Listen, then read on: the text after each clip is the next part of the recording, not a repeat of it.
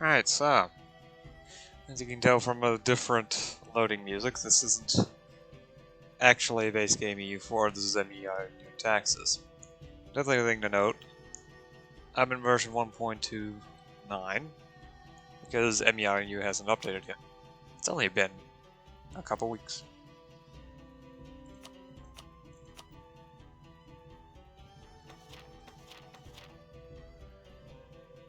Oh boy, something broke.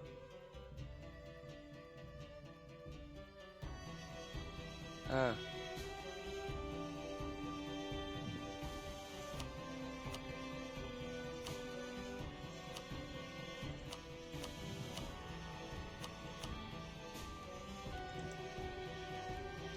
Let's think about it, I probably should have figured. Alright, so, yeah, I'm back again. So, the map looks different. And the reason being is that previously I was using, fast Universalis. However, that updated to 1.30 apparently. So, yippee. Okay, that actually looks right.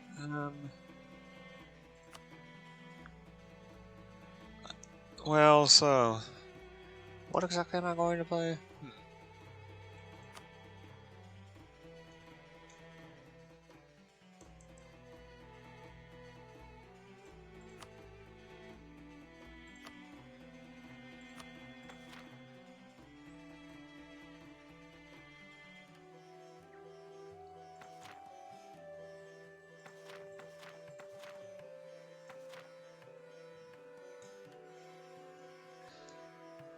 I do want something with a decent chance of riches.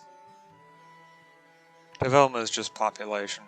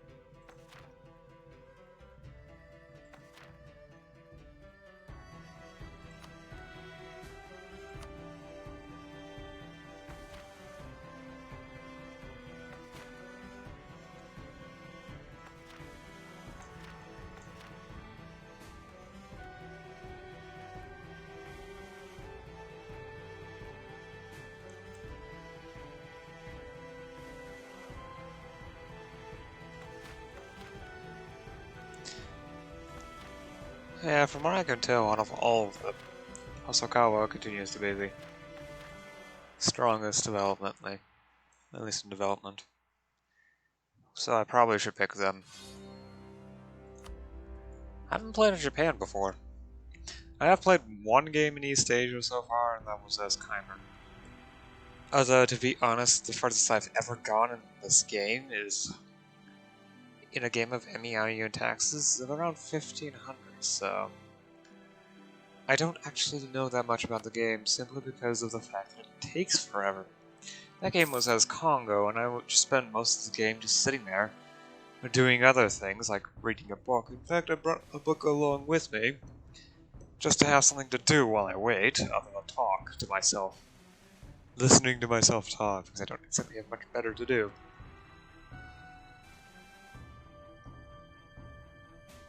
Especially as I wait for the game to load, and then for the initialization, the actual initialization of the mod itself during the game.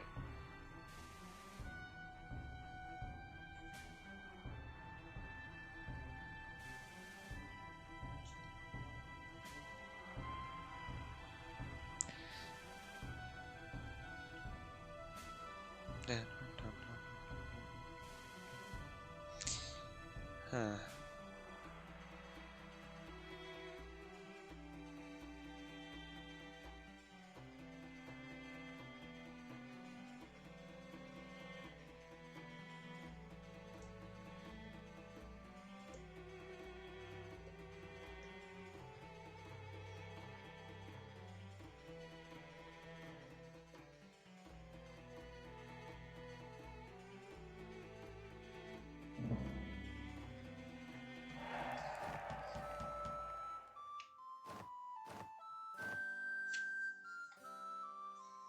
Okay.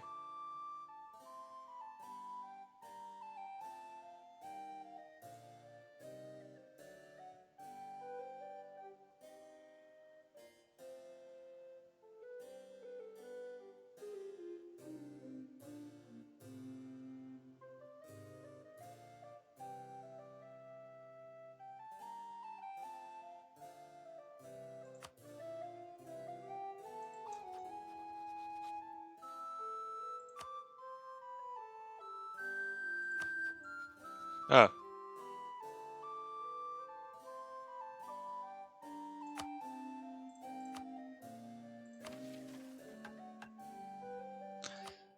Alright, let's deal with this.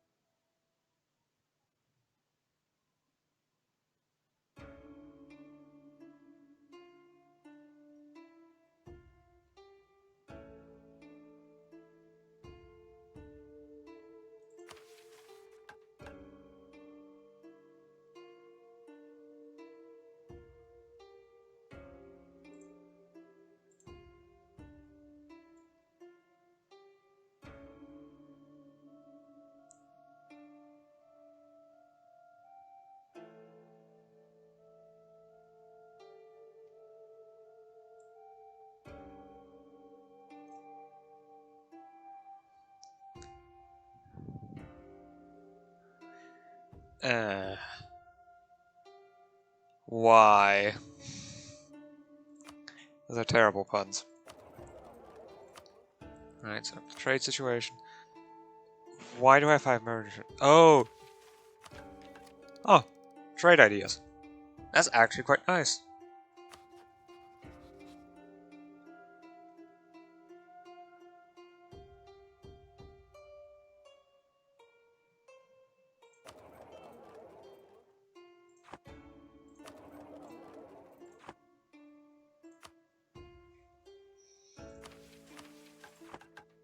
Alright, centralize.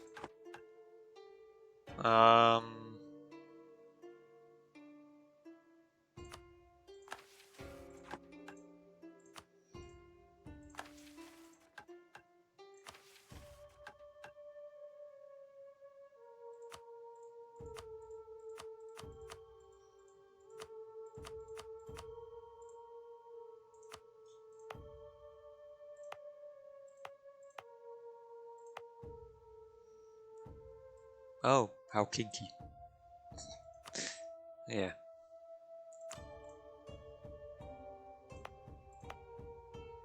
Significant Shinto minority.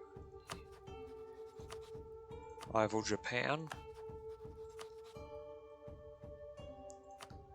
So Shoni.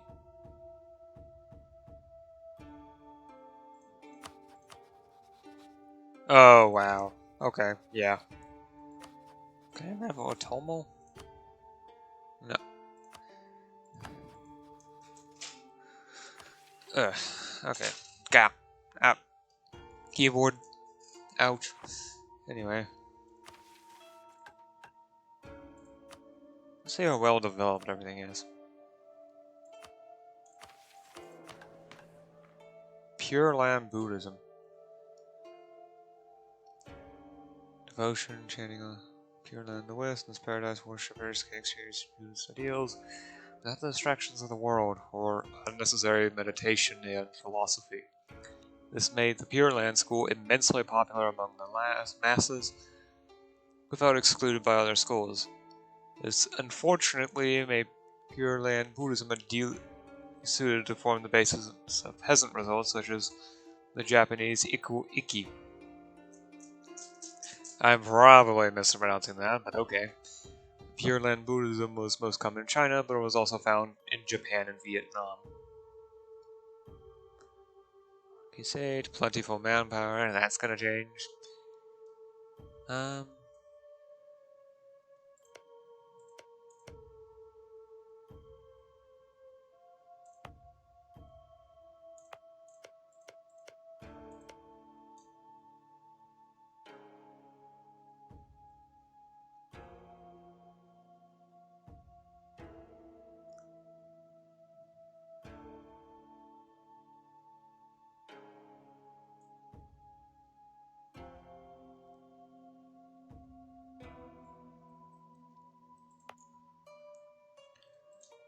Do we have any decent cities? Temple, you know, workshop there.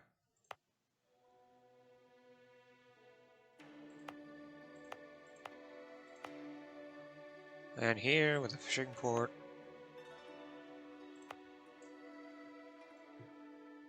That's not looking great.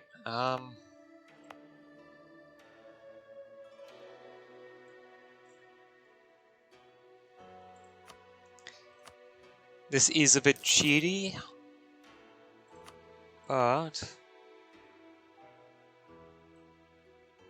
Oh, wait, no, never mind.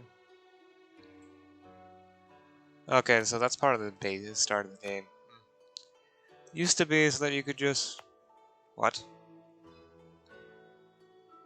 God, this is about as bad as the HRE. Oh well, at least I have the possibility of getting there via ship. And the first day has passed. Joy.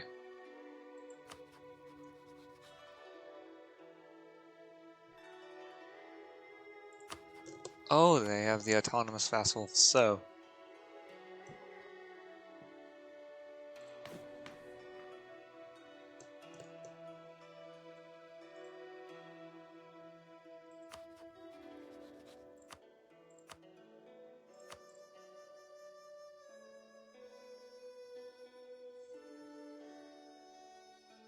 Default setup.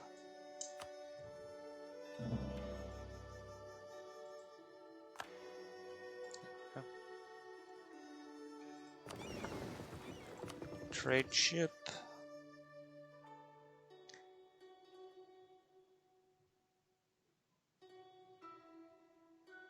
I think it might be best to send it to the Korea Strait.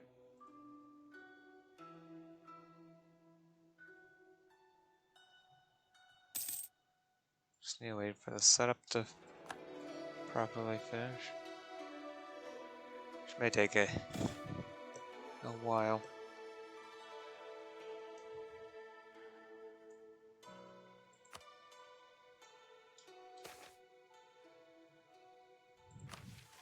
Alright, let's enable the extra canags, because why not?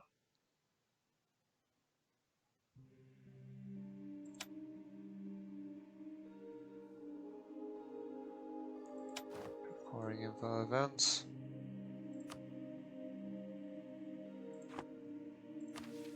And automatic construction.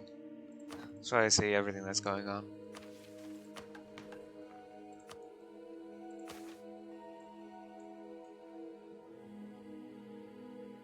Almost no urban population. Yep, I'm really gonna have to work for it if I want to. Ah, startup initialization. Just need to give it a minute. There we go. Is it going to stay 1,000? Just that one infantry troop.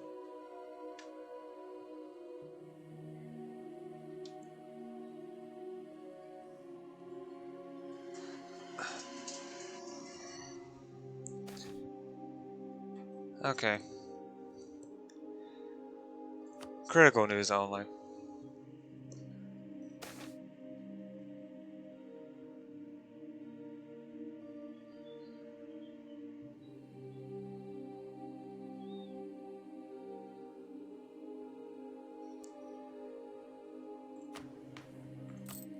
Ah, I forgot. Turn that off.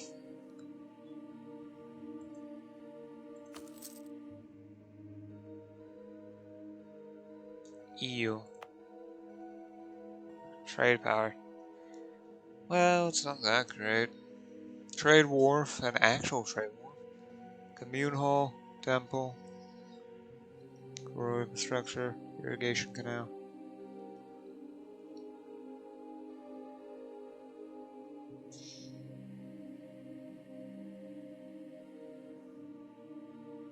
Yeah, this would produce more trade power.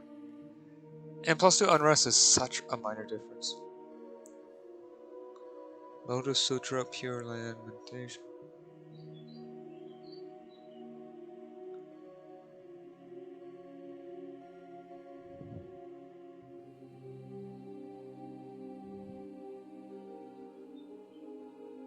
Lotus Sutra Buddhism was one of the oldest schools, provided clear written rules to follow, famous for its warrior monks and pursuit of martial arts. Pure Land Buddhists suggest that most people could not possibly achieve enlightenment through their own efforts, instead need to rely upon compassionate Buddhas who have achieved enlightenment, then bound to use their powers to save others. They spent their lives in devotion and chanting so that the Amida Buddha would bring them to the Pure Land to be reborn. A simple doctrine made it popular among the peasantry. Zen, or meditation Buddhism,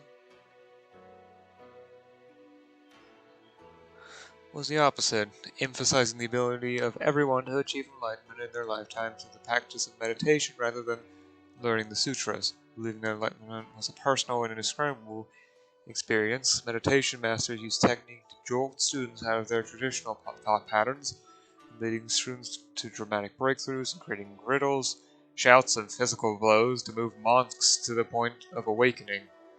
It's popular among the noble warriors, who often appointed monks into the government. The sect acknowledged suzerainty of the Chinese emperor, and therefore served as an informal embassy with them. Finally, there was Nichiren Buddhism, a reform movement originating in Japan that attempted to teach Buddhism with a simple, direct method rather than meditation or ritual. More stability, more missionary strength, more morale, and more tolerance of heathens.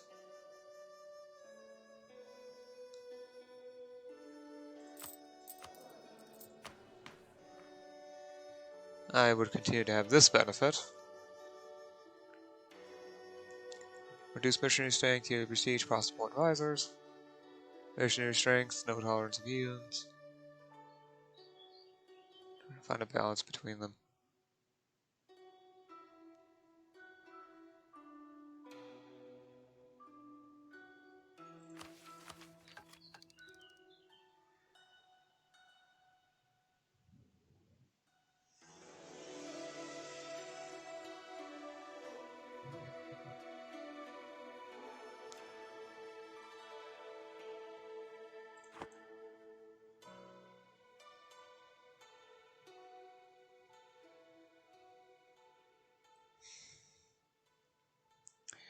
They don't need missionary strength, and unrest is honestly quite unimportant, so I guess I'll take Zen in order to get a bit more prestige. Next, the event Shinto comes up.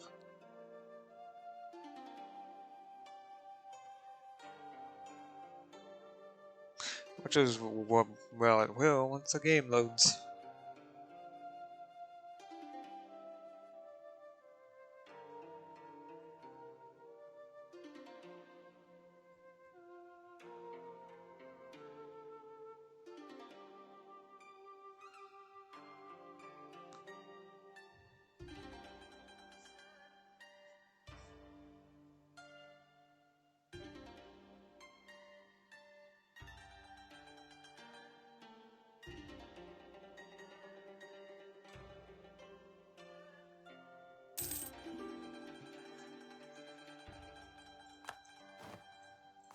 No longer a valid rival.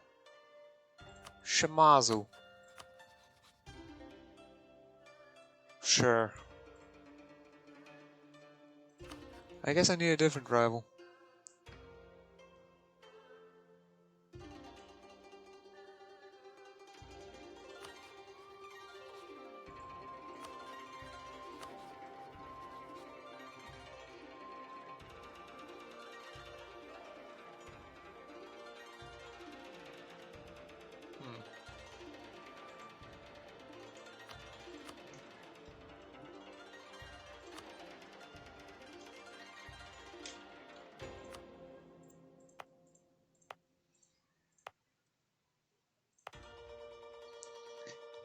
I mean, this will probably become my large city. Or this. I'm not sure which.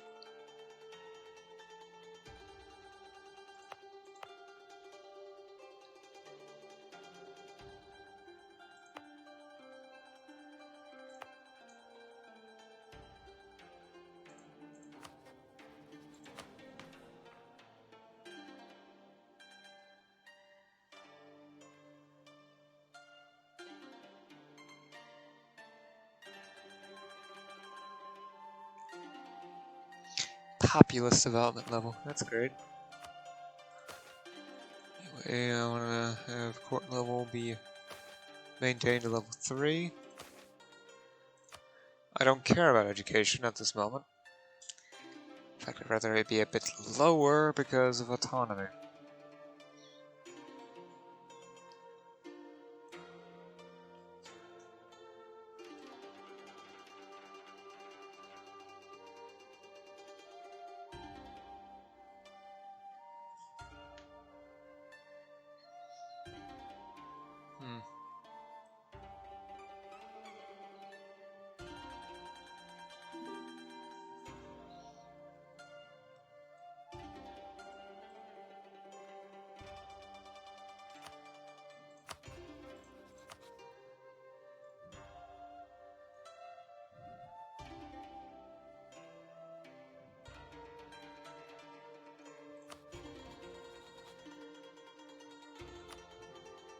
Oh, that's what that.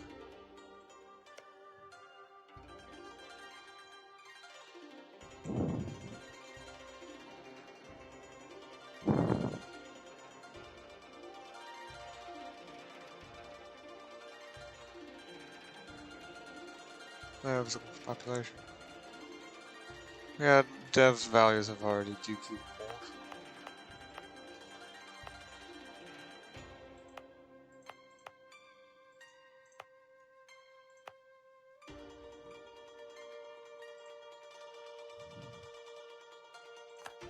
Sure.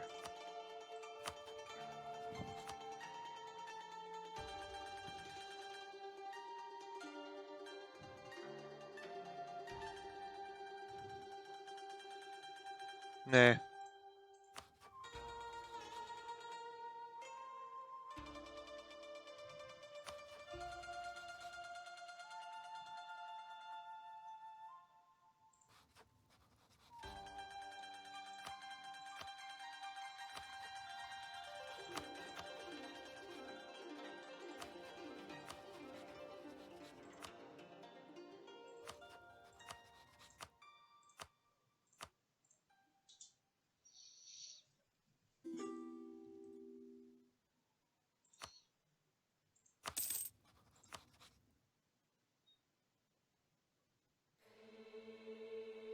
No.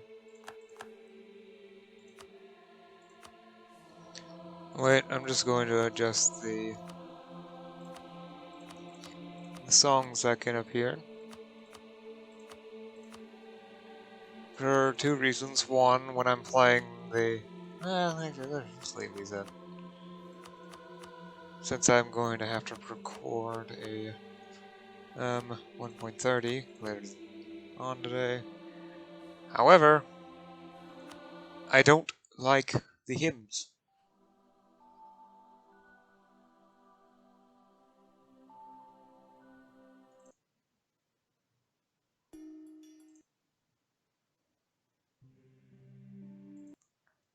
Or, well, let me put this better. The hymns that obviously have,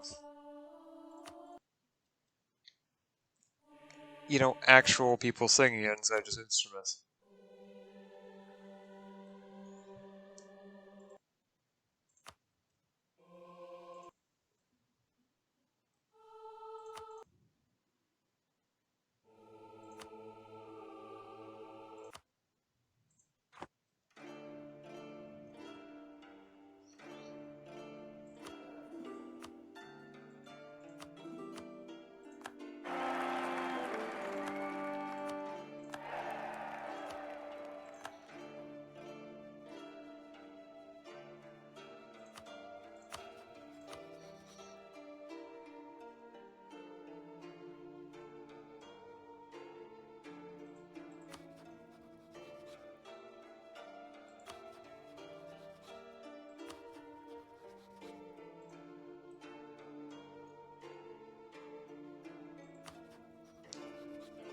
They don't really offer anything, so... Shinto is the ancestral religion of Japan, an animist religion with a creation story, a host of nature spirits, some like gods, other very minor, and rituals for dealing with spirits. As part of the introduction of Buddhism to Japan in the 6th century, many Shinto beliefs were adopted by Buddhism, and the two faiths intermingled freely, with Buddhism dominating the court and Shinto more prevalent among farming villages.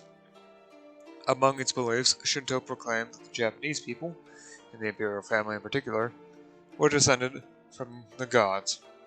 Until the end of the Muromachi period, one of the emperor's most important roles was to pay tribute to the spirits, Heihaku, and go on pilgrimages to the most important shrines, Sankai, once a year to pray for rain, good harvests, and victory in battle.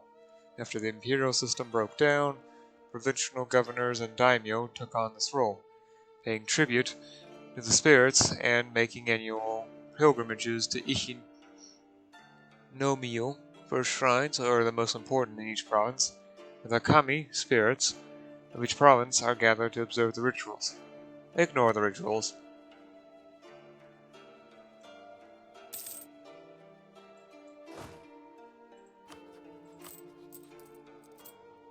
Going to have army maintenance because in this game of MEIOU and Taxes, money is vital.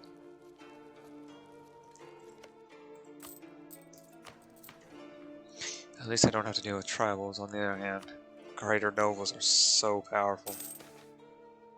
14 privileges. Commoners banned. No commoners banned. Full tax exemption. Exclude all commoners. Nobles criminal court. Greater nobles. Major expansion of autonomy. Greater nobles.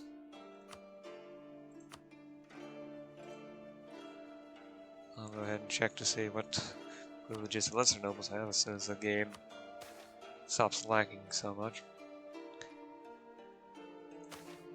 Full tax exemption, generate numerous new higher courtier tiles, lesser noble. 25% chance for 0.6% of the lesser nobles to convert to greater nobles. Significant expansion of local autonomy for lesser nobles. Oh joy.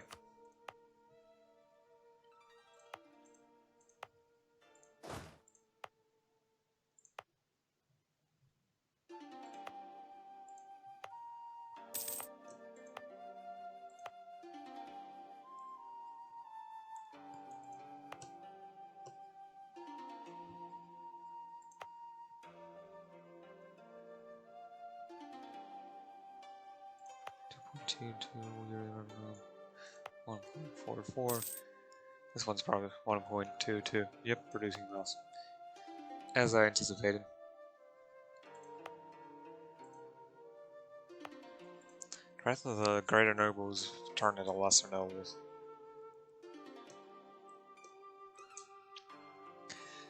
The reason for this is that A, the lesser nobles are easier to control because, well,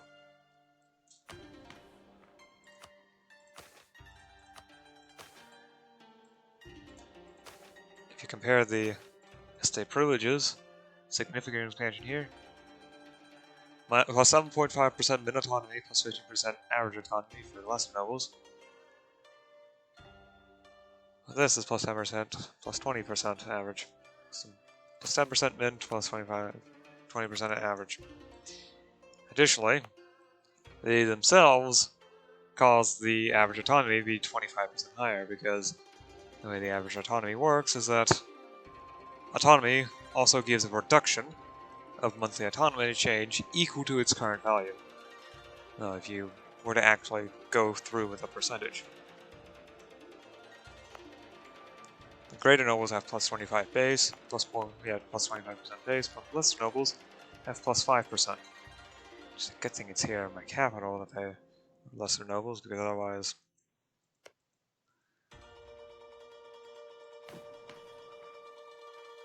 I don't like delegated rulers, but roving courts even worse.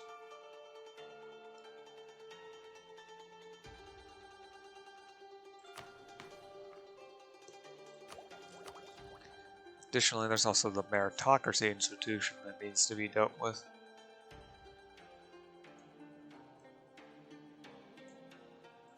How fast is this spreading through here?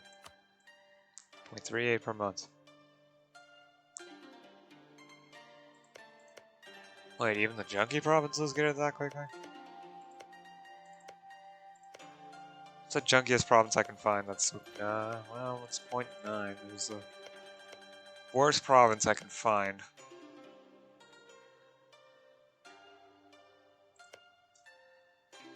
Below 2, minus 0.1. Well, I can just find a random trash province, and there it is. Absolute trash. Yeah. So so long as legalism is present in the province and meritocracy is nearby, it will spread. It will be slow, but it will spread. And that's what's important. Japonic. Oh yeah. The culture group is called Japonic.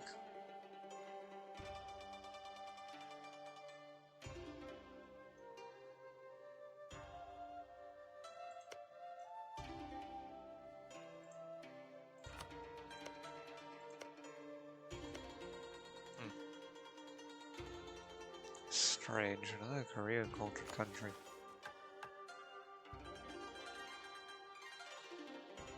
Total army size, at least one, or is my force limit 1? Really?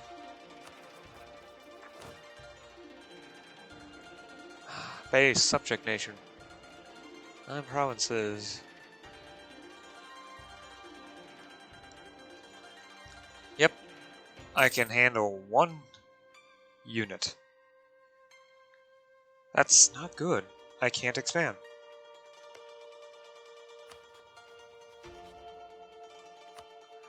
Which means I have to wait around and hope I earn more money. I think the fact that I have average influence also isn't helping, so... I just need to patiently sit around and wait and hope I get enough money to do something with it.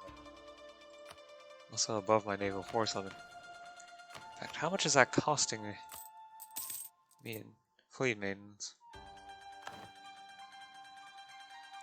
0.15, oh my... Goodbye, merchant junk.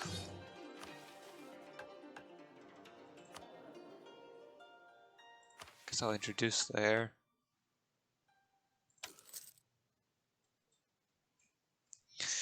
I mean, I earn per month of a ducat, so in over 3 months I get 4 ducats. Basically, I get 16 ducats per year. Approximately. It's closer to 19, I assume.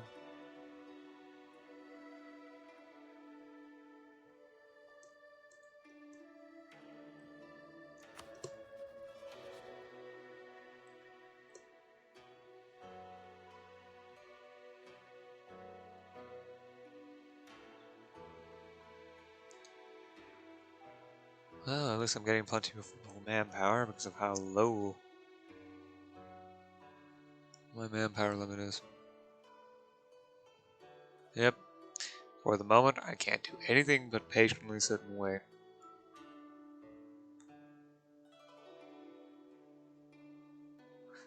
Hope I have an opportunity where I can drag someone in to assist.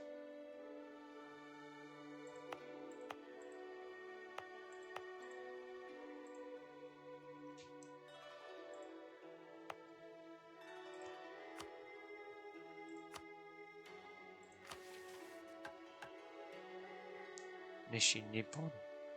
Is that this island? No. Sanyo. Nishikanzai. Sain. Sanyo. Shikoku. Kitakiyoshi. Minami. Kiyoshi. Oh wait, Kita means north? Oh.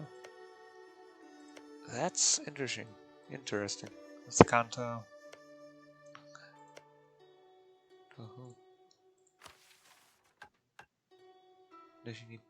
Region. Region. Ah, of course.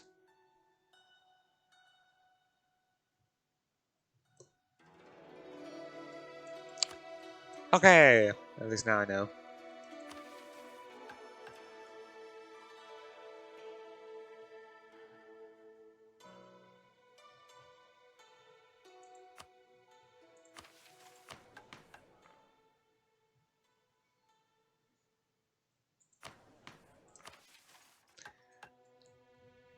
Unite region.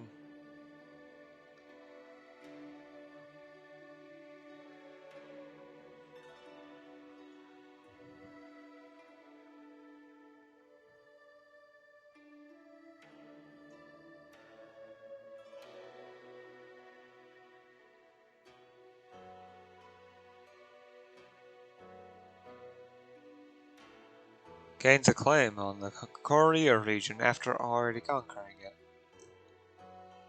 Then it made Manchuria.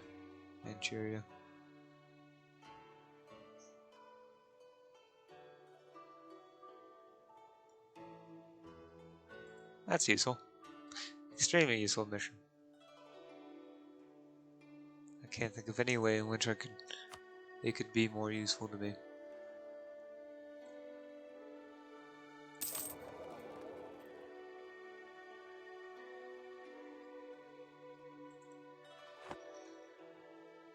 I mean, literally, all my profits come from trade. Besides, trade is super valuable. Since it's one of the few holdovers from regular ODU4. The tax system is different, the production system is different.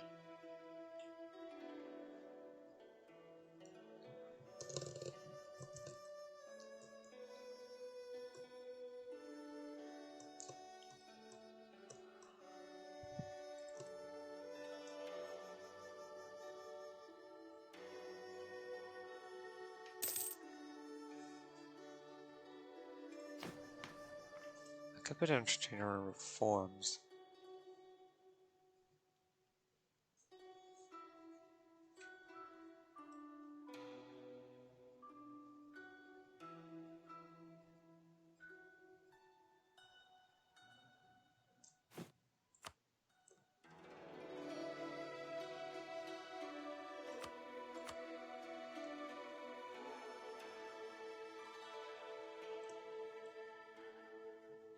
Oh, I see.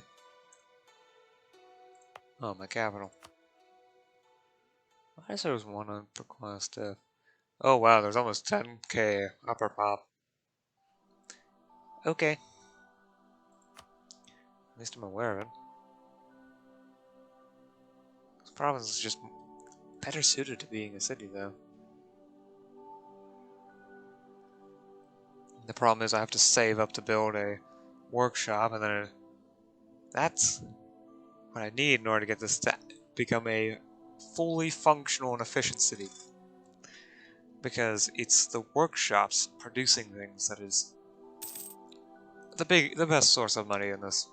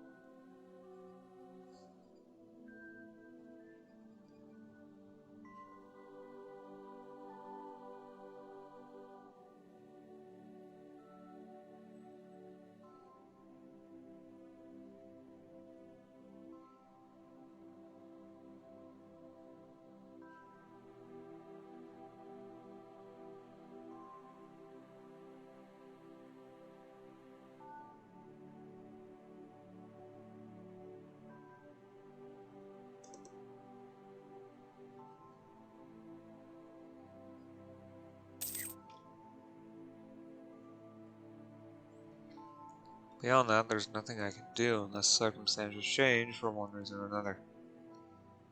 Like gaining stability and using that to, well, a little bit more bluntly, strip quite a few of the greater nobles of their higher station.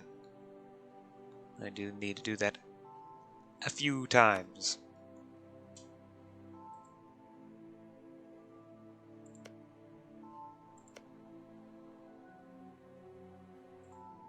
Size 40. Oh, another rival. Okay.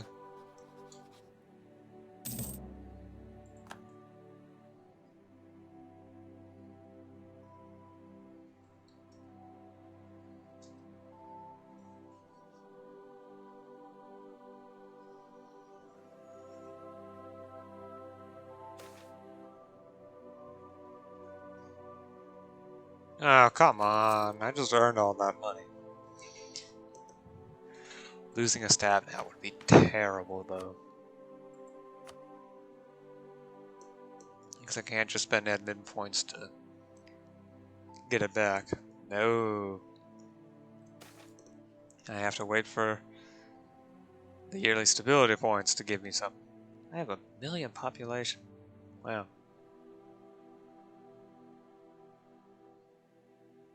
I'm barely in the arc.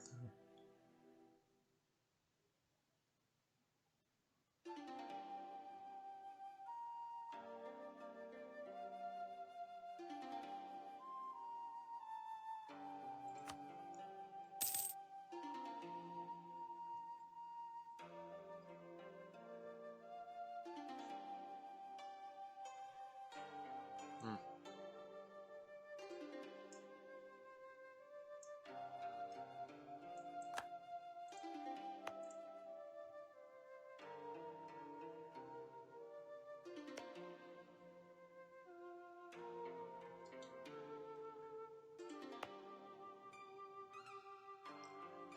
Honestly, the thing that's costing me the most money is first off the public services and toll loss. That's the combination of court expenses, education expenses, and the income that the estates get from trade. My second highest one happens to be this 1/4, which actually isn't doing me any good. So I'll actually turn off the maintenance in order to produce, well, an extra 0.23 ducats per month. It isn't a huge amount, but still enough to get me somewhere.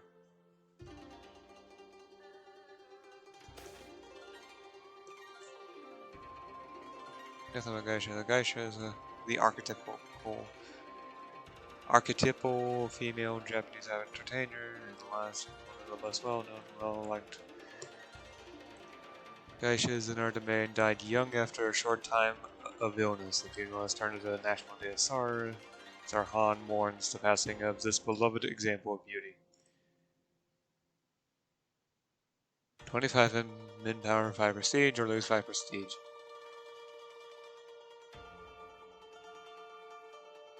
I don't really need the prestige.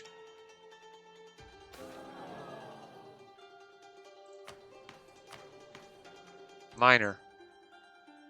Did I go below 100 dev? Yeah, okay. No, it just waited until after decoupling for nation rank to change. However, that's actually pretty good because one of the things about the lower rankings, minor gives you a +1 land force limit, and a reduced land maintenance modifier, and makes stab easier to get. More major powers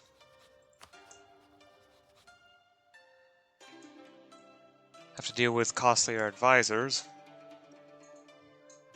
but they get more diplomatic reputation, their national focus gets better cooldown, well, worse stability, worse land maintenance, worse advisor costs, but they do get the benefit of better diplomatic relations, more of them, reduced liberty desire from subject development, and a better national focus cooldown. Majors also get a extra merchant, an extra possible advisor.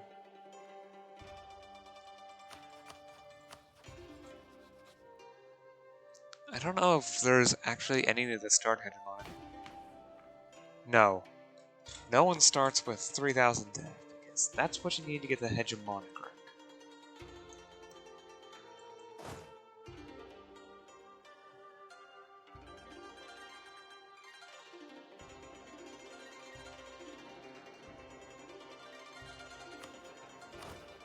Enable of course them to still one. It is enough to actually start sieging, but only level 1 forts. Because of two things. First off, MEIOU and Taxes does it slightly differently with forts. The fort level, at least if I'm remembering this correctly, the way the forts work with that is, if I may as well let the game run while I'm actually explaining something. In order to successfully start sieging, in fact, if I can look for a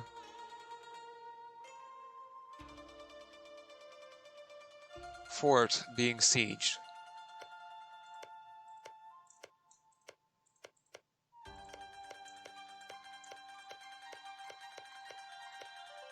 Nothing there. Yeesh.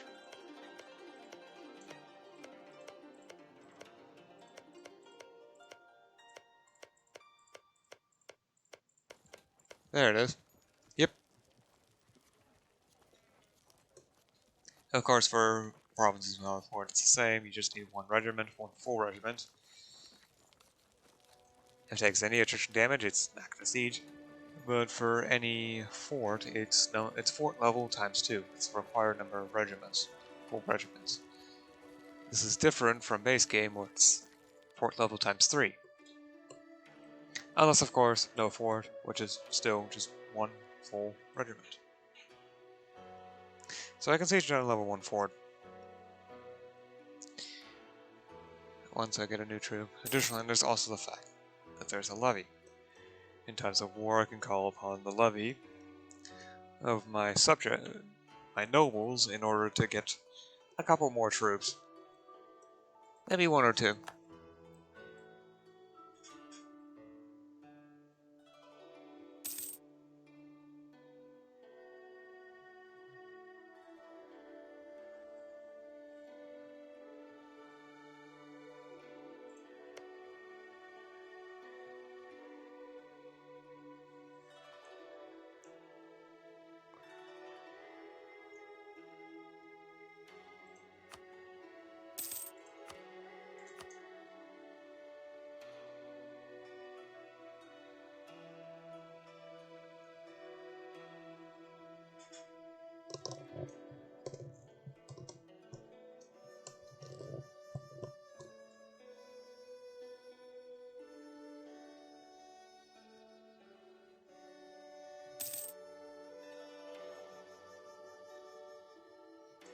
Really? Huh. Might it be that MEIOU actually has some flavor? Of course, it must be incredibly painful to play as, since from tax and production they're getting only 0.07 income per month. And they also have a decent amount of trade power at 1.1. It still is small compared to the rest of Japan, though.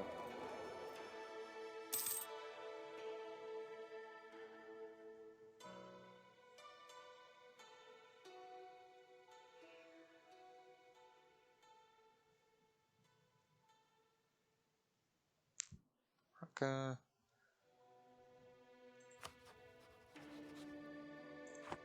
MEIOU.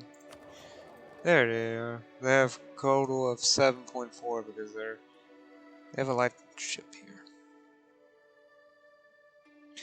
It's getting them half a ducat of income. Spending 0.2 on maintenance or stuff like the court, so yeah, their income point per month is about 0.6. Oh, then again, there's also the base of 1. Well, 0.66.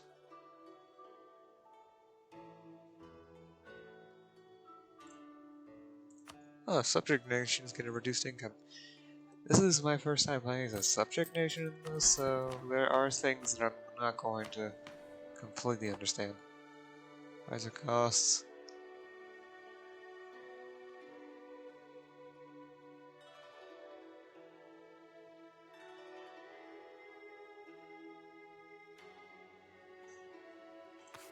Yeah, okay.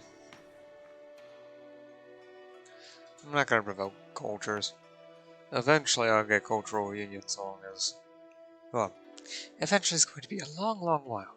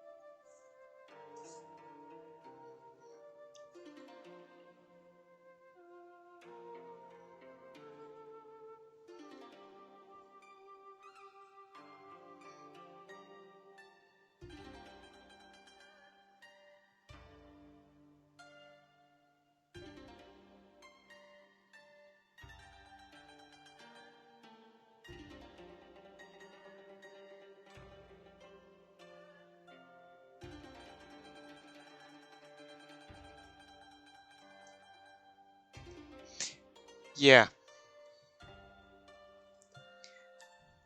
There's a reason why I said I only tend to play.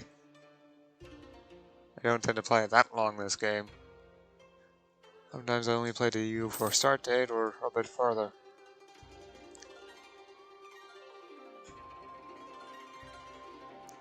Almost an hour in. Well, technically about 50 minutes. And, well, it's been a year and a half.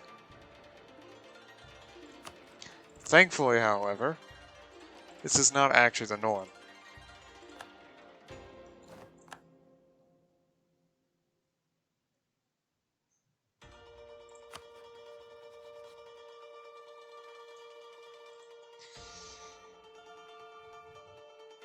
The lag is only especially bad in the first 5 or so years of the game, because it has to deal with initializing things like centers of trade and production, art centers,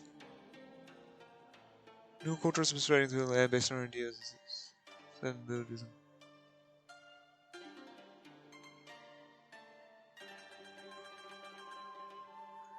And the concept of wabi-sabi, beauty supposed to be a tea ceremony, ikebana, flower arrangement, no drama, and sumi-e painting have become increasingly popular. Commercial growth costs 23 ducats, and I get admin tech and diplotech costs -5%. For 10 years, at least 30 mil power or just lose 5 prestige. I'm not going to be researching tech for the next 10.5 years, so no reason. Absolutely no reason why I should do that.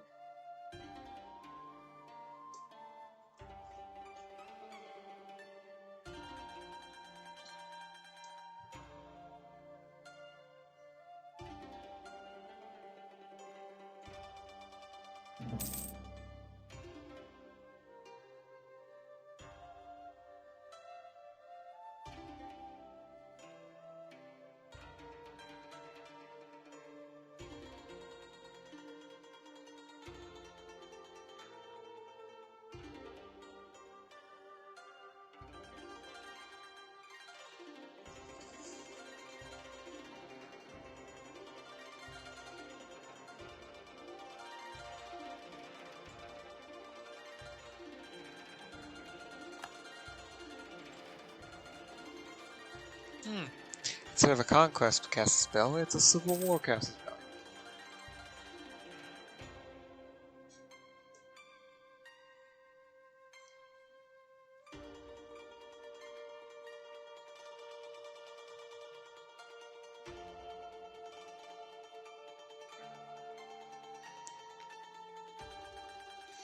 Yeah, again, the reason why I may be a bit slow to react to some things is because while I'm letting this run, I'm reading a book. Normally I end up just reading something on Reddit or watching a YouTube video. On the other hand, if I were to watch a YouTube video, the audio would bleed into the recording. Yeah.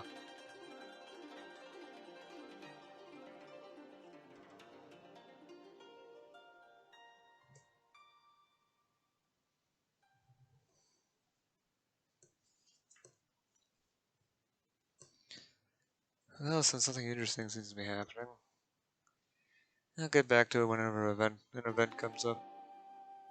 Although I do want to see what's modifying my legitimacy right now. Mostly stable. Okay.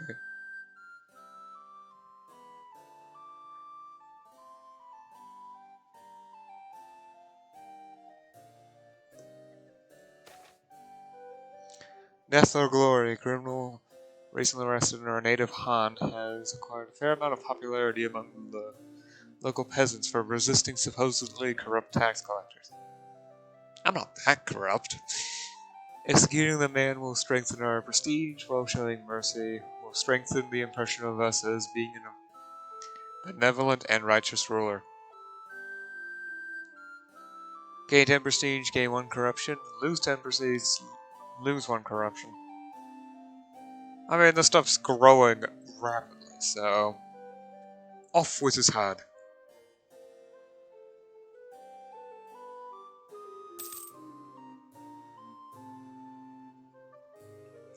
Unlike autonomy, corruption, the balancing point, is a lot harder to read. 15 corruption gives about minus 0.9 yearly corruption.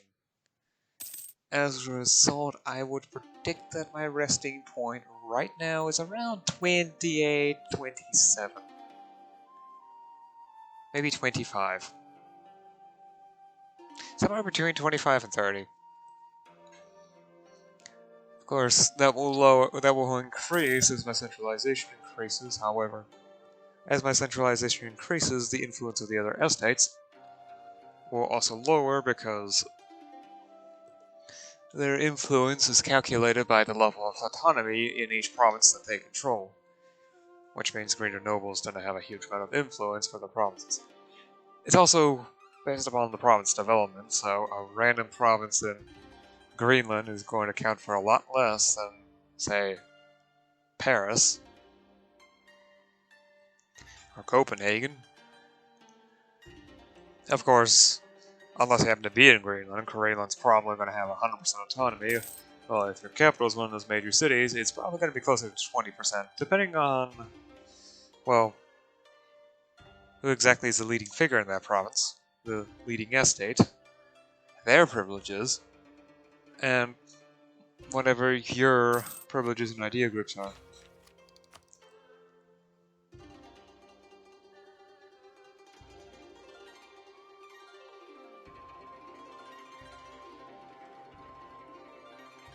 There's also the question of ideas. What idea group should I pick next? Because the next thing is going to be poll taxes.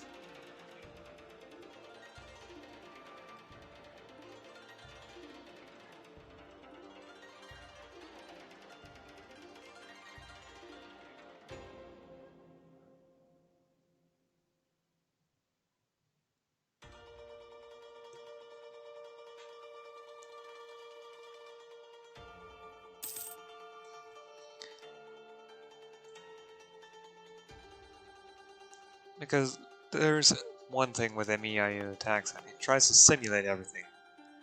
Each province has its own population of 3 types: rural, upper, and urban. Rural are basically just random peasants that are farming. Urbans are citizens working in the cities. And the upper class are basically the aristocrats, or the especially rich citizens that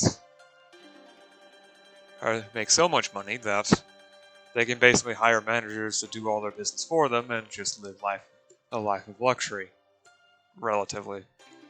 This is the early modern age. Nowadays, the average person's, at least in the Western Hemisphere, the average person's... Okay, so in the European world, Western culture, there! That's probably the best way to put it. Inside Western culture, the average person has a higher standard of living than the greatest kings of the medieval age, medieval times.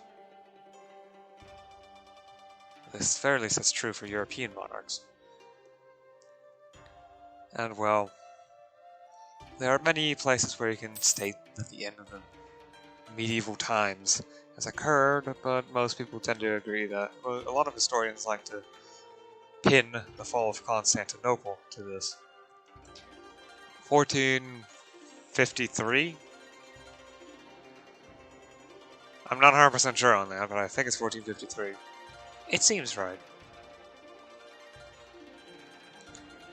Anyway, back to what I was saying. So yeah. Rural pops produce 2 things. Food. Enough food to feed themselves. And then an extra amount of food and export crops equal to the farming efficiency.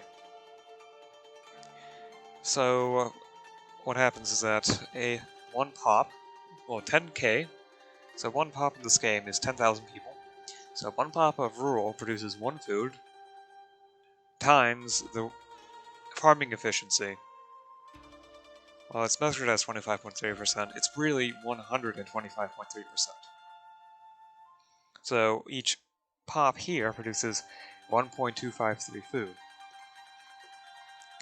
This 0.253 works in 2 ways. First off, it's food that is given to the upper pops, or sold to the upper pops so they can eat. Otherwise they starve.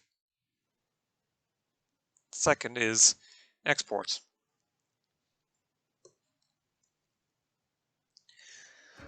It basically produces the rural good of the province. In this case it's dye. There's also over here rice, lumber. The really pricey ones don't have their own benefits, whereas the food crops, the obvious food crops, gives a supply limit modifier. With the exception of fish, because fish sucks. Yeah, there's rice in almost all my provinces except for 3. One is fish, which is even less useful than rice. The other is dye, indigo woad, indigo dye, which is really pricey. Down here, lumber. It's not amazing. It's good in price. It's decent in price, but it also has a -5% construction cost. So building a city here is actually not a bad idea if it weren't for the fact that there's better locations on this island.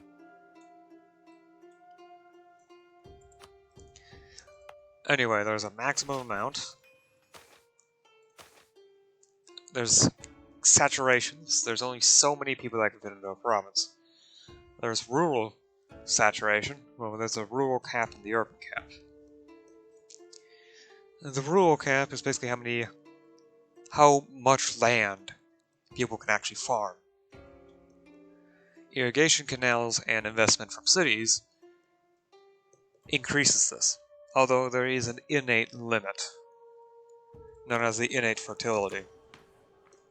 Unlike the other things, this one is a hard limit based upon how well farmed the province was historically. Which isn't the best way to do this. For example, large provinces get a high number simply because of, actual province size. I can actually show this.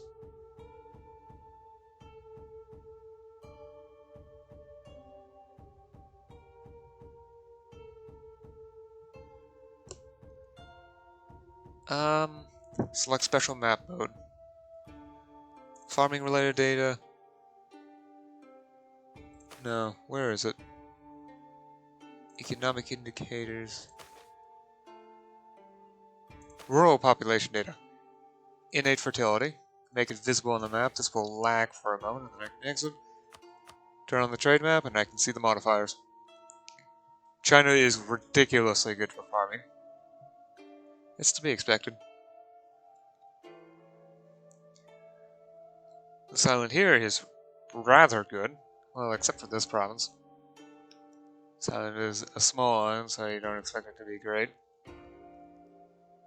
MEIOU is honestly bad.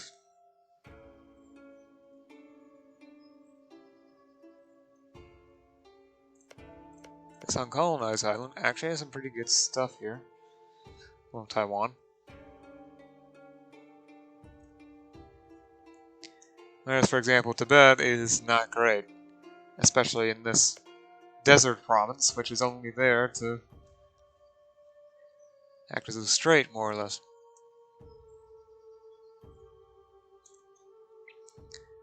It's basically a hard limit on how many rural pops you can shove into a province. I'll just turn off the special map mode. There we go. Exit.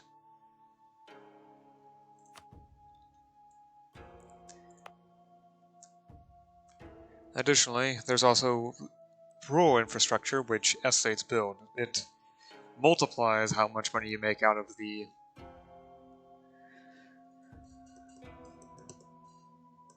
how much money you make out of the rural exports.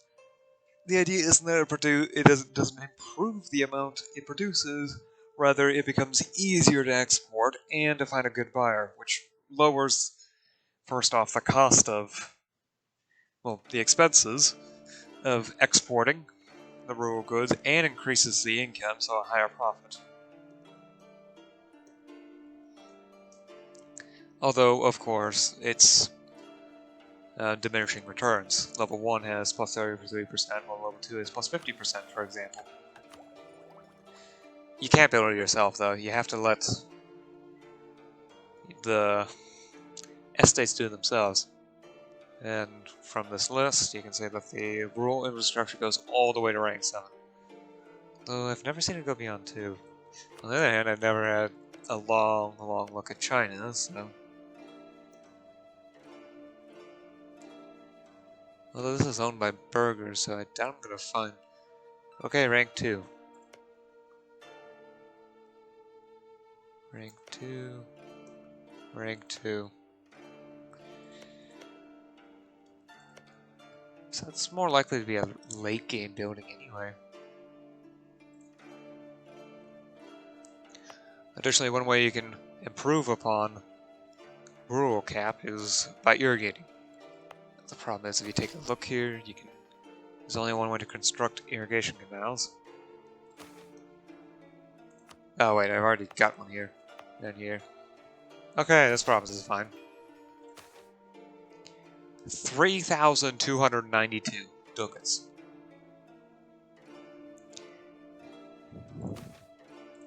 That's just ridiculously expensive. Oh, roads are expensive. Forts are cheap, though. Forts are very cheap.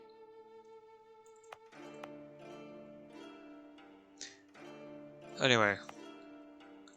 Urban population is the other type. They come from... They are cities. The city dwellers. Their own cap is called urban gravity. They can grow beyond it, but it's slow. They also get more growth if they happen to be below the cap, with a maximum increase to growth being at where the population is half that of the cap. Anything more doesn't provide a significant boost. Additionally, urban population grows exponentially. Simply because, more people means more people can be born. There are 3 ways to get base urban gravity. First off, 1% of your rural population is part of your base urban gravity. Simply think of it as your largest town. If there's no city infrastructure, you can just basically think of the city of the province, the urban population of the province, just being those people that live in the biggest town, the biggest farming village or whatever. The second is, base change by urban buildings. Find one. There, the commune hall gives plus 5 base urban gravity. That means it gives base for 5,000 more people. The reason why I'm saying base is that there's the third source. The urban gravity modifier. The trade wharf gives a plus 2 base, and then multiplies the total base urban gravity by, total base urban gravity by 20%. Or, 1 point, So, it adds plus 20% to the modifier. Since, as far as I'm aware, that's the only modifier in this... No? There's a 10% from the temple. So, the urban gravity is multiplied by 1.3. The base is 8.87 in this province, multiplied by 1.3. So, the urban gravity here is 11.531.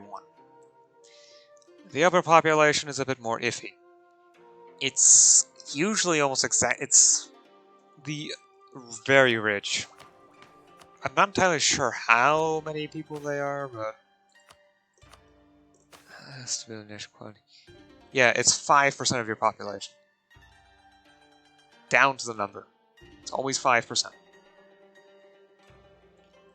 They don't produce much in particular. They don't actually do anything that produces money. Well, that's how to be the ones that handle the rural exports. No, what they're important for is art power. Art power ranges from actual productions. Actually, I should run the game while I do this, since I don't need anything in game for this part.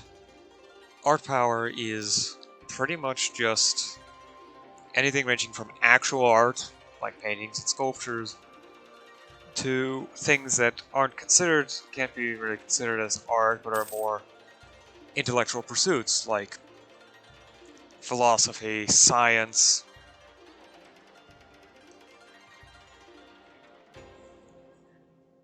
battle strategy just for the heck of it, sports, like fencing, etc., etc. It's on its own in small amounts, it's actually next to useless, but with enough art power ratio to development, it becomes pretty powerful. First off is the art power modifier, which has increments just like the education modifier or the development level modifier, which I can explain later. The bonuses are extremely minor at the beginning, minus 0.3% prestige you gain, plus 0.1 prestige per year, which is not great. But as it goes up, it will start to increase the stability gain, increase legitimacy, further increase prestige, increase morale, right? Is it morale? I'm not sure. But, yeah. I think maybe also lower autonomy. No, I don't think it lowers autonomy. I mean, I haven't really played this game in a while. I think it's been a week. And even that was just a short session. Basically 20 years. Maybe 30?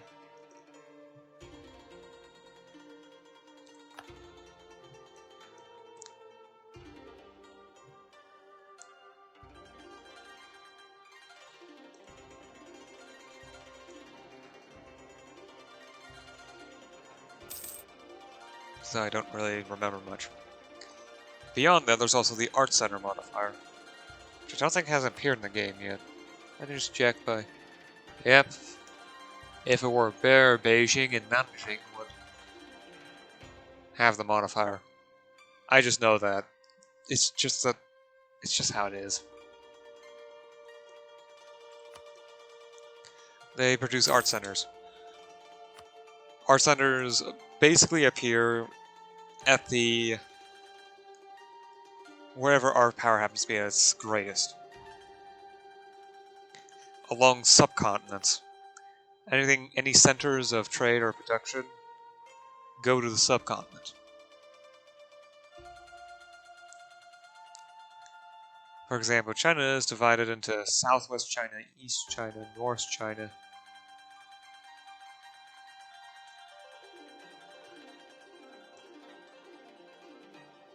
Mongolia and Manchuria are their own continent. There's also Japan and Korea.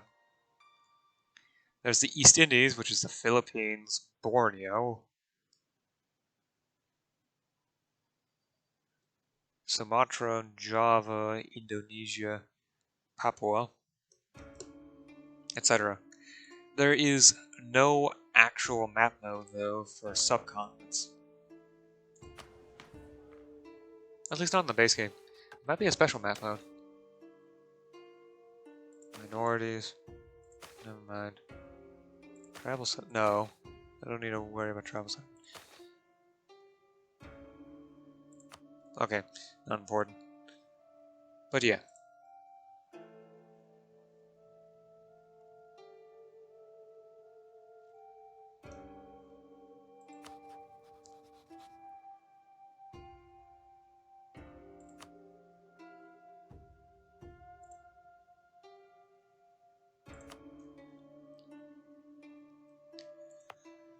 So the centers of art do Not very many things. Well, they actually do quite a few things. First off, institutions can spread between art centers.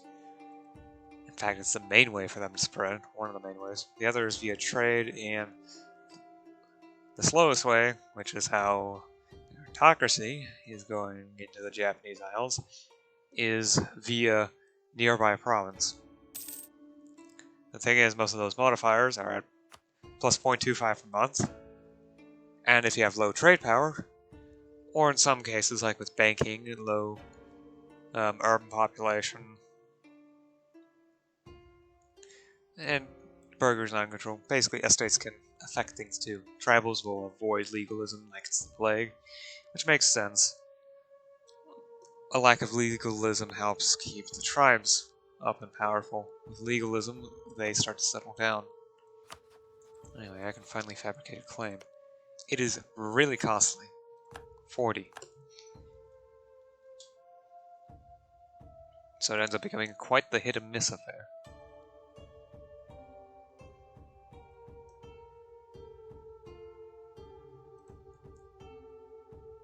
So yeah, the centers of art produce a slight amount of national unrest because dangerous ideas, but that's pretty much the only negative effect.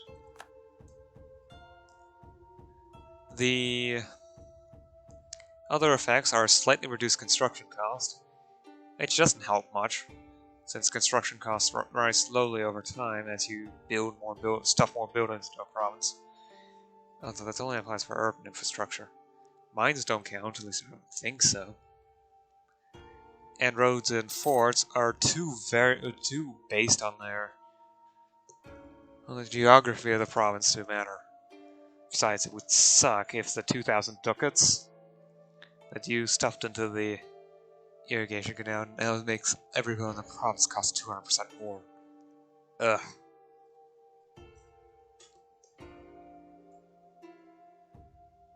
That would be terrible.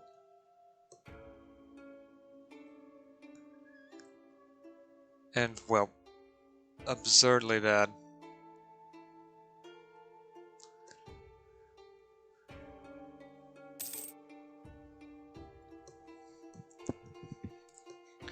Additionally, increased institution spread.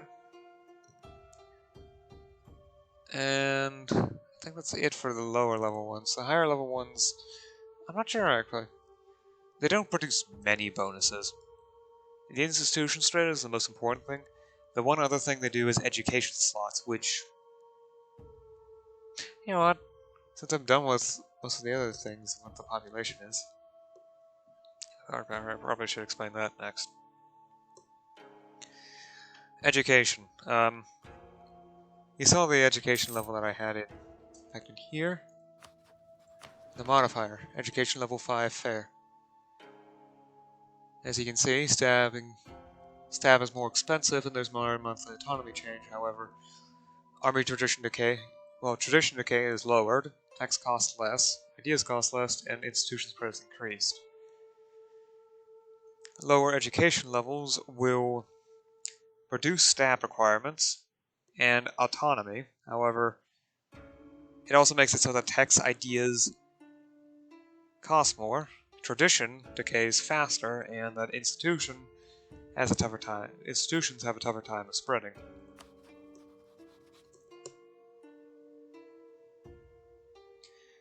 The education works in this way.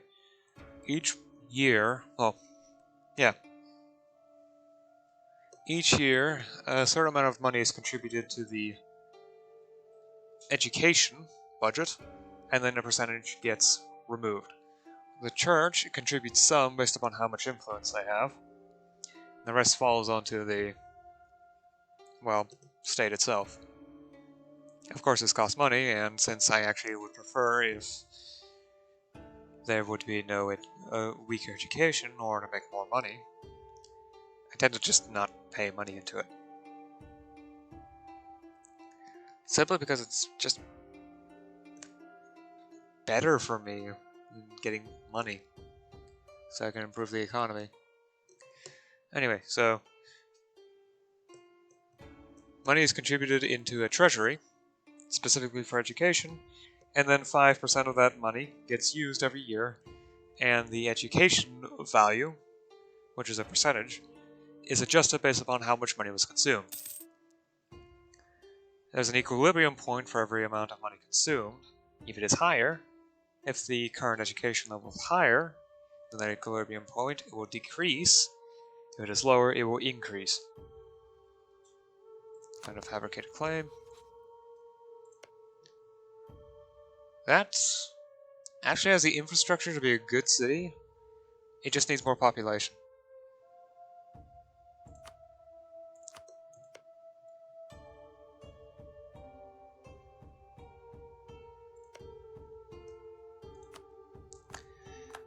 Now, there's education slots. There are two ways to get education slots. Art centers produce education slots a number of education slots equal to the level of the center. So the first level, local, produces 1, regional produces 2, and continental produces 3. Local requires that you have 3 art power to get. The regional requires 6, and the continental, of which there can only be 1 per either continent or subcontinent. I think it's subcontinent though. Produces 3, and you need 3 art power for the continental. Additionally, the number is restricted based upon the trade power of the subcontinent itself. So if you have a ton of provinces with art power 3, you're only going to get a couple of local art centers, even if it's say 10 provinces with 3 art power. So you don't get. It's so that you can't just get all your education slots from centers. The second way is universities, which is a building. I can actually show off one right here. You need a town hall to get it though. Additionally, it costs 1.5 per year to maintain. However, if your education, basically, if you're spending 1.5 per year already on education, or 3 per year on education, and your upper population is fully using up the university, if it's fully satisfied with the university, it's actually worth it. To just cut your education in half, and you will actually get more. So as you can see, it produces a large amount of urban gravity, some art power, and more for each student. It's better for those inside the province, and worse for those outside the province. Additionally, those students, basically those are the upper pops. Each 10k, each upper pop uses up 1 student slot, and a student slot does one thing in particular. It doubles the effect of the education modifier, education change. Well, the education budget usage on that one pop. So basically, the amount that is taken off is treated as double for that one pop. Doubled.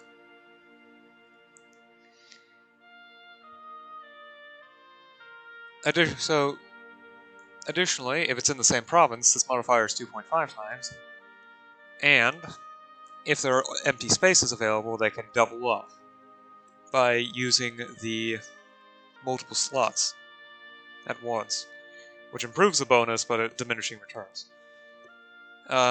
So assuming that it's a double for a student, if they decide to double study, well, assuming it's times 2 for a single pop with 1 slot, if they decide to use up 2 slots, they get 2.5 times.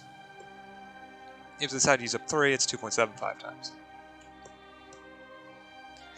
Additionally, there's 2 different types of student slots, domestic and prestige. The local university and art centers produce only domestic, while the renowned university and more famous university produce 2 and 4 prestige slots each.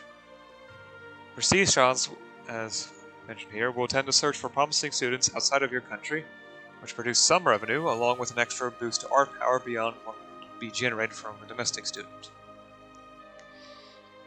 Yeah, it takes 1,000 students to fill a slot, and each student from another country will reduce the tax income of their province that they're coming from by 0.01 ducats per month, well, per year, and increase the tax income of that province that they're studying in by 0.01 per year.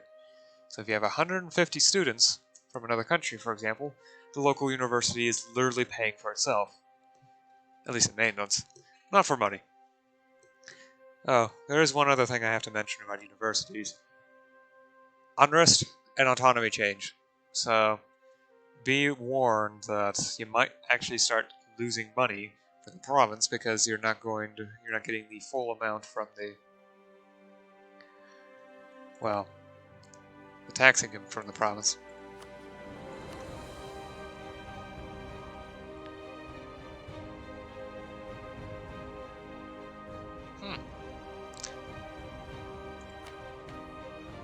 Yeah.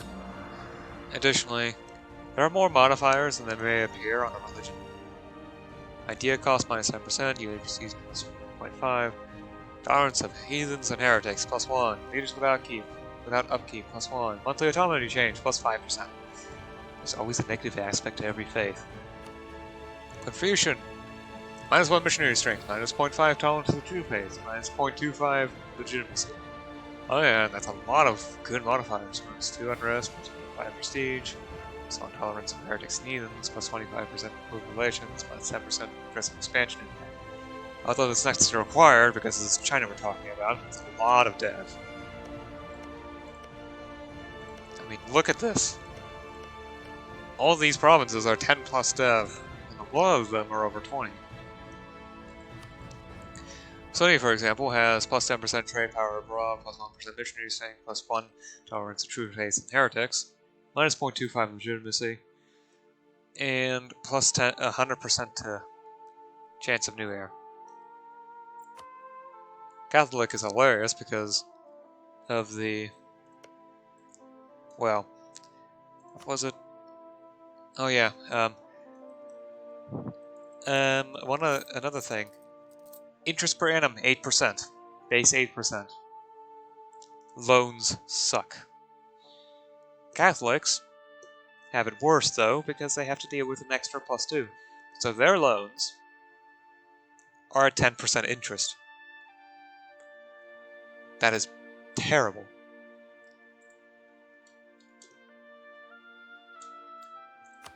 Oh, right, they only have one province. This doesn't matter.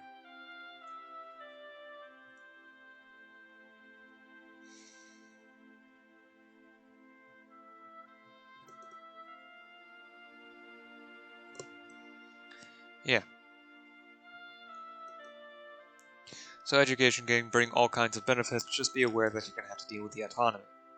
However, better admin technology as well as government infrastructure will improve autonomy reduction. Which is important because it makes you more money and your estate's less money. Which, your estate's making less money is not great, but it's certainly... But in all honesty, that money is better put in your hands than of the estates. The greater nobles don't use it for anything in particular. The lesser nobles focus on rural infrastructure. The burghers actually build stuff, which is nice. On the other hand, they like to build... They build in a way to maximize their own income. So they tend to build things that you're not entirely prepared for. Oftentimes universities. Which, while nice to have a new university, if you don't want the higher autonomy, that's annoying. And the tribes literally just throw 5% away of their treasury every year. Okay, maybe not literally, but it does just disappear off the face of the earth for one reason or another. Which is bad. Very bad.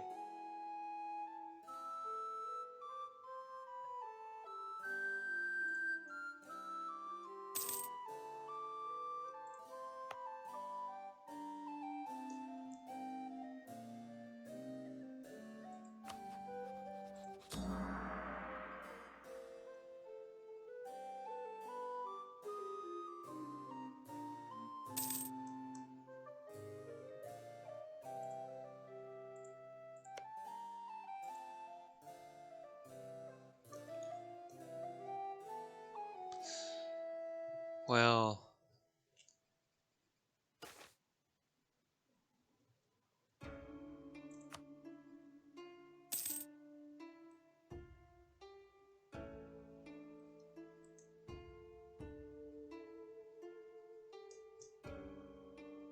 Hmm.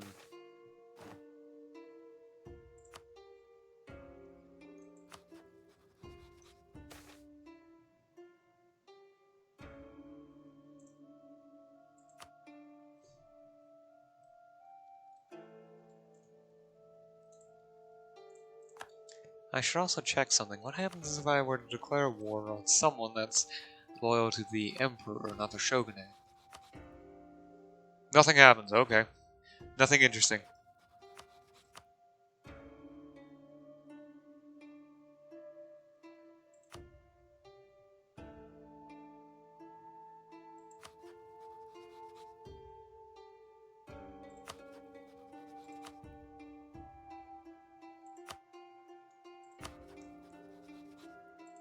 Oh, Alliance Lemon.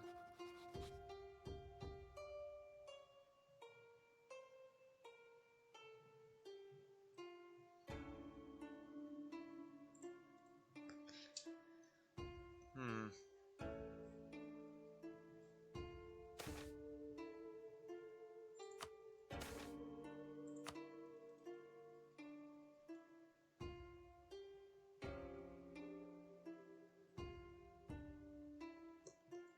Interesting. A lot of them are switching to the side of the Emperor.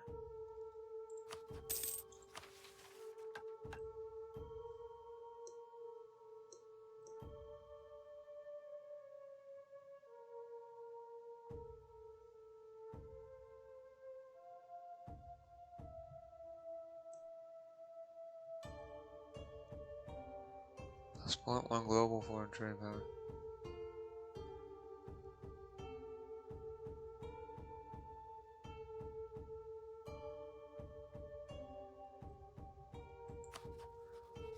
I mean, doesn't Chicago only own one province? Yeah.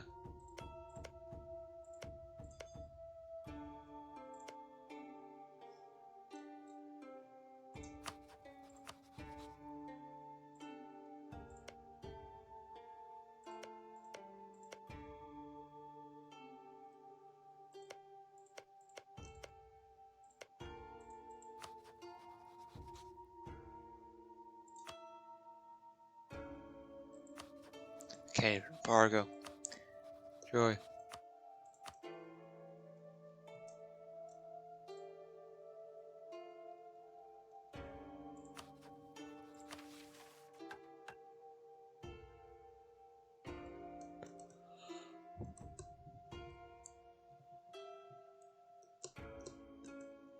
Hmm.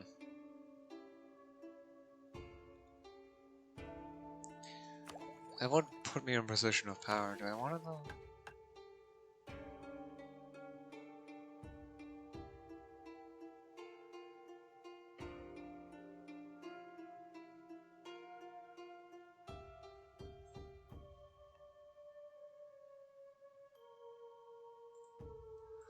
No, not yet. I need to wait and see. I'm not sure what it does, so... Better not to do anything that could be potentially harmful. Additionally, I probably should offer favors to the lesser nobles repeatedly. Why? For two reasons. To gain more loyalty to them. Oh, well, more stability and more loyalty. Because when I demote them, the loyalty of the lesser nobles will decrease dramatically because of all of the, what once was greater nobles now becoming lesser. Additionally, the lesser nobles are now extremely easy to please since they have low autonomy. Basically, the favors are cheap. The favors I can give.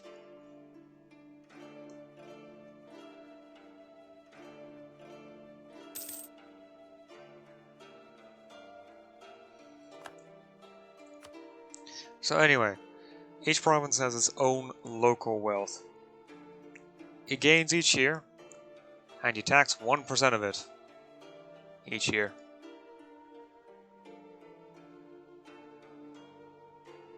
Of course, this is modified by autonomy. Well, okay, so the tax is equal to the wealth produces by the tax wealth each year. However, you gain that tax wealth every month. I'm not entirely sure why it works that way, but okay. I guess it's because it's not quite. It's an indicator of sorts. It's not really the actual wealth of everyone in the province. However, it's more of the liquid wealth of the province. The rest of it is spent on things like clothes and whatnot. Food, maybe. Buildings and whatnot, housings and whatnot, etc., etc., etc. So there's only so much that can be taxed. Or used for other things. There are two sources, rural export, well, three sources. First off, rural export. Secondly, trade power. Which I should pause the game. Trade power, which directly affects the urban wealth. Trade power also improves urban wealth in this province.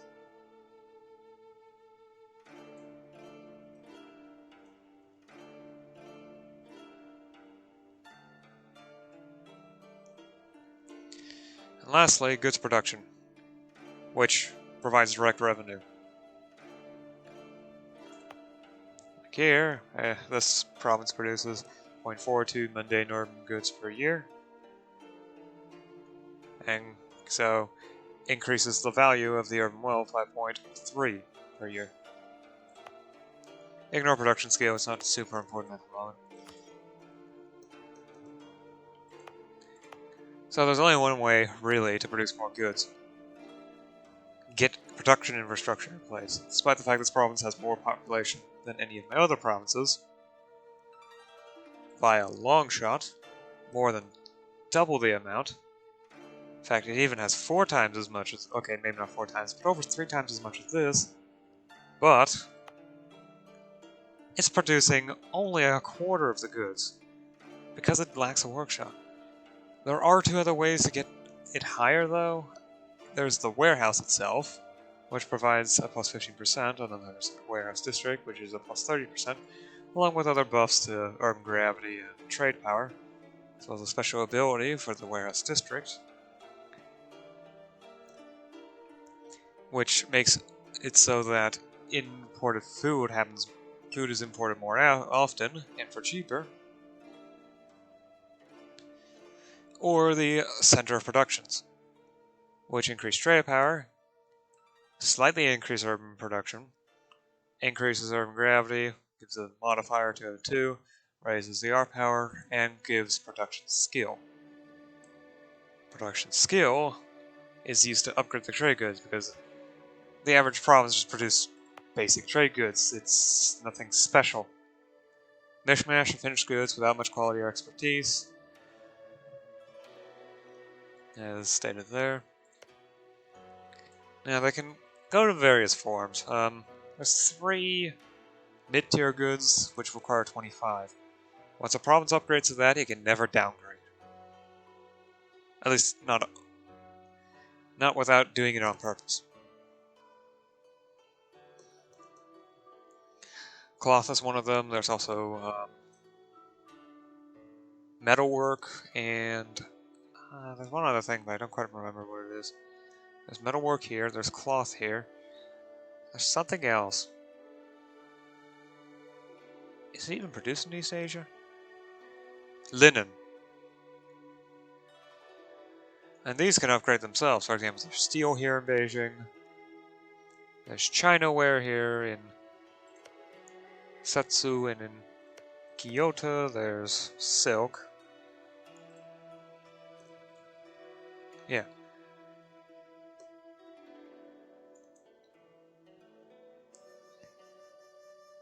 Ah, the art centers are here. Oh, one thing I forgot. They also improve trade power. But not by much. What are the local I can find? Here's a continental. Increases prestige.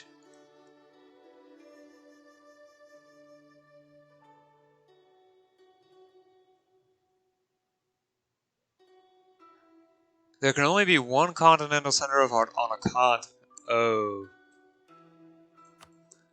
However, Asia is way too large. There's East Asia here, which embraces Japan and Korea, Mongolia and Manchuria, all of China, Tibet. There's also Southeast Asia, which embraces, obviously, Southeast Asia, which starts in Burma, goes to Vietnam, and then includes all of the East Indies.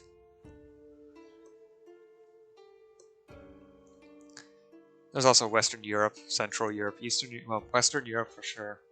I think Eastern Europe. I'm not sure there's a Central Europe. There's also Sub-Saharan Africa, which is one entire continent. Right? Yeah. There's the Middle East and North Africa. There's North America, Mesoamerica, and South America. So it's not quite as clear-cut. What's a continent? Obviously, Asia would be too large, while Australia would be too small for this sort of a thing.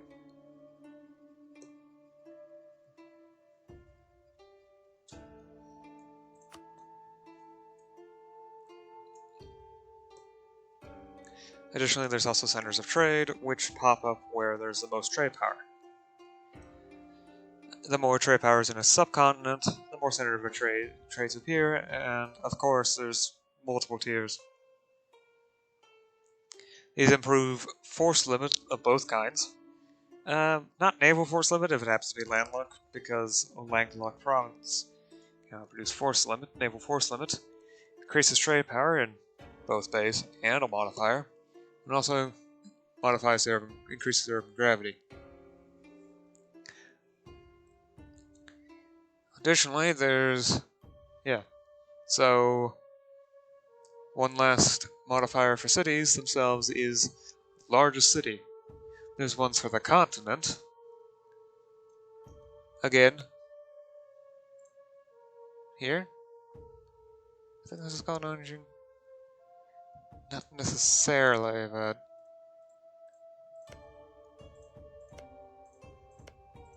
here's Shanghai.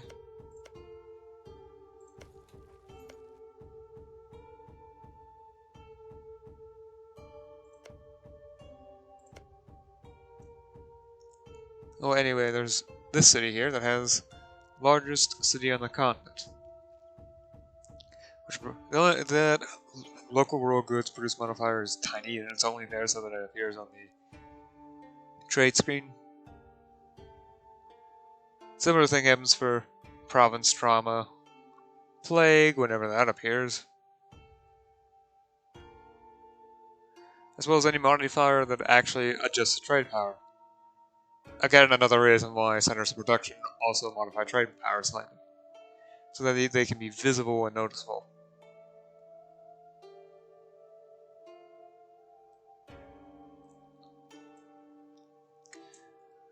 So there's, again, different layers to this.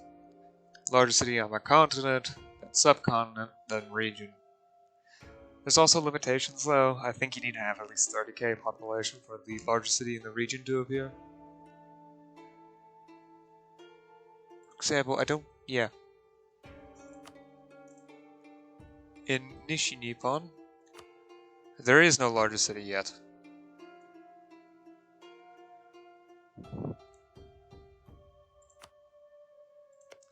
Pyongyang is the largest city in the region. A Sony province. Huh.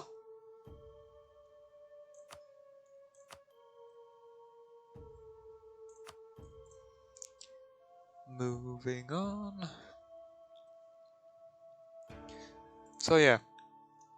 Centers of trade, production, art, and, well, urbanization, I guess, are all mobile. However, there are things that are not mobile. Estuaries, natural harbors. There's two ranks for two natural harbors, at least on their own.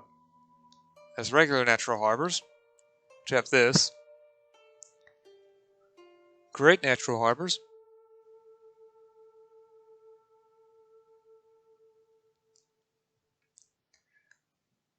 Yeah, there it is. These are identical, aren't they?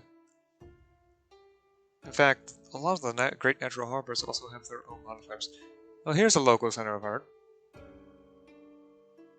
Plus 1% trade power. Just gotta make sure it appears on the map. That's all that matters.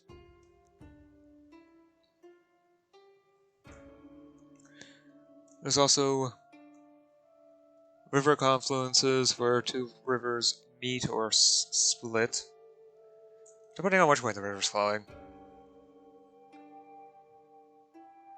Another one here.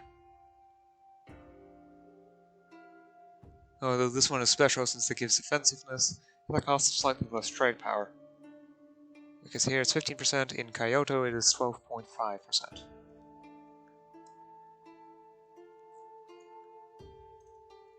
It's also estuaries, some of which are also natural harbors. This one is just an estuary. Additionally, there's also valuable goods, like pearls over here. There's also ivory and furs. There might be others, but I'm not aware of them. All they do is just directly increase trade value and tax income depending on what they are. Pearls increase tax income, fur and ivory just increase trade value. It depends on how many there are in the province, which is determined at game start. So, not really much you can do to change it.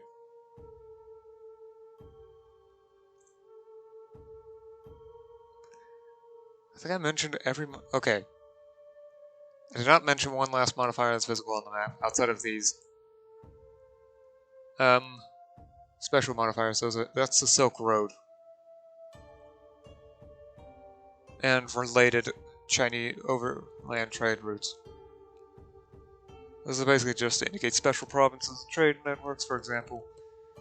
In Europe, there is the Gateway to Islamic Trade modifier for Cairo and Granada, which provide increased trade power so long as it's an Islamic nation controlling it. If, for example, Britain or Spain goes ahead and conquers Cairo, then the modifier disappears forever.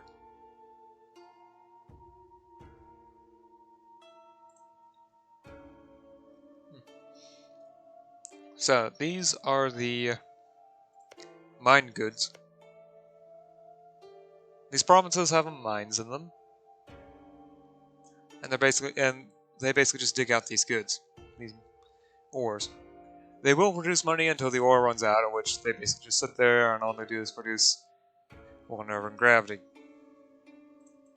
Base.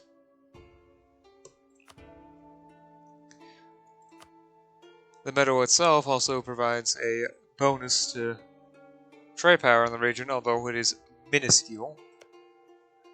And different metals produce different amounts of money. For example, silver here, 0.96 does 4.32, whereas lead here, 1.06, 2.13, which is about half. There's iron, which is even worse. It's about 1.5, at least currently. There's tin over here, with it's the same amount as iron. Salt here, I think it's one of the worst ones. No, that's important center of trade. Whoops. Probably should have checked. There's marble. A religious scandal too, and religious riots. Yinming. Marble. 1.21 does 1.81, which is also the same as iron. There's copper here. Copper's a doubler, just like... What was it? Lead? Yeah, lead. And if I can find gold. Well, there's gems here. 0.96 it's 4.8, so about 5 times. 5 ducats per unit. Oh, there's gold down here. Here's gold. Just like the gems, one amount is worth 5 ducats. It's basically the same as... okay. It's similar to goods production from base game. Although they don't actually contribute to the trade, right?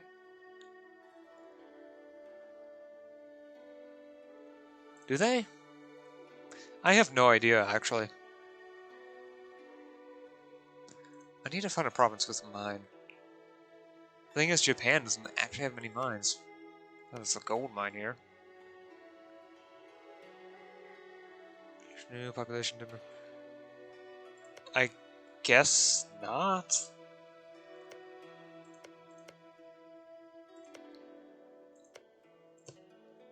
Yeah, I guess not. Maybe. I'm not sure.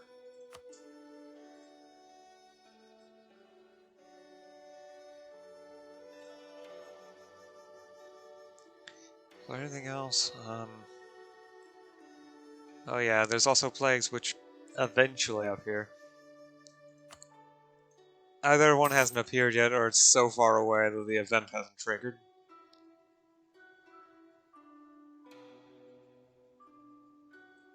Oh, there's also a couple other things. Castle-Gates. Is that the state?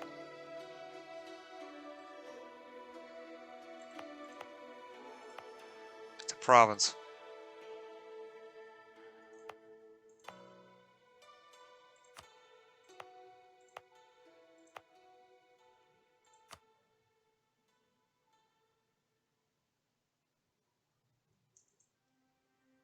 Oh, it's over here. Right, it's this one province.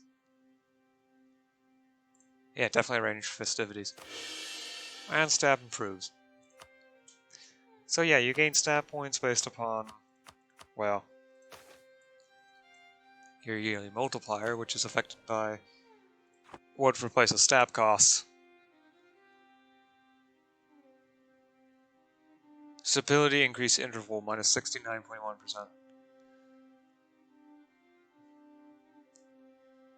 Yeah. It's only negative here because they do that just to make it so that it's green.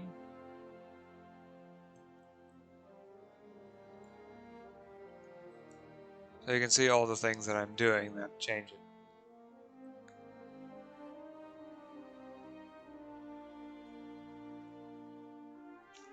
Additionally, it takes more points the higher you go up to raise the stab. And one of the important things of why you need stab, you can revoke privileges. Do not do this for strong estates though, because they are very willing and able to drop your stab by about 3, maybe 4 points. It's best to demote them.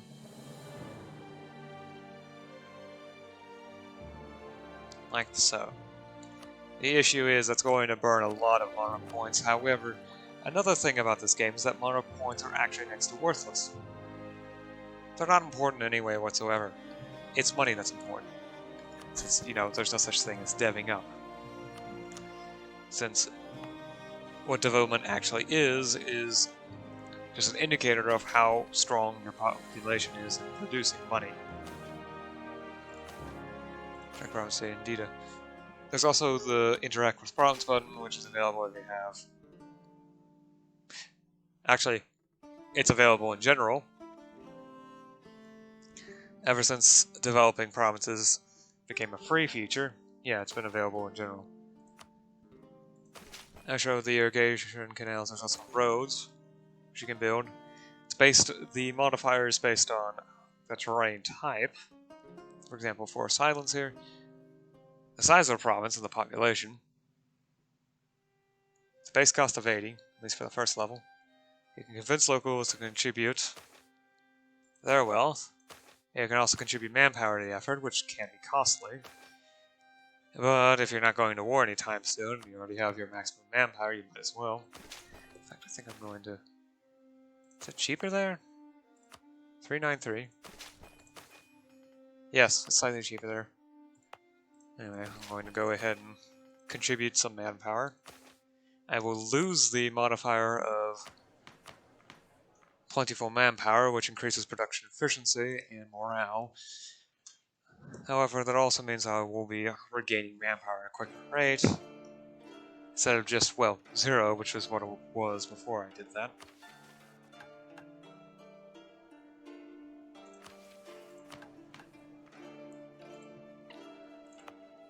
You can also construct forts in a similar manner, although they oftentimes are cheaper, unless the terrain happens to be, well, annoying. And forts are actually pretty useful because they provide although they do lower your manpower, they provide +1 urban gravity and +7% modifier to it. Although it will cost maintenance, so only do that if you have the money to spend.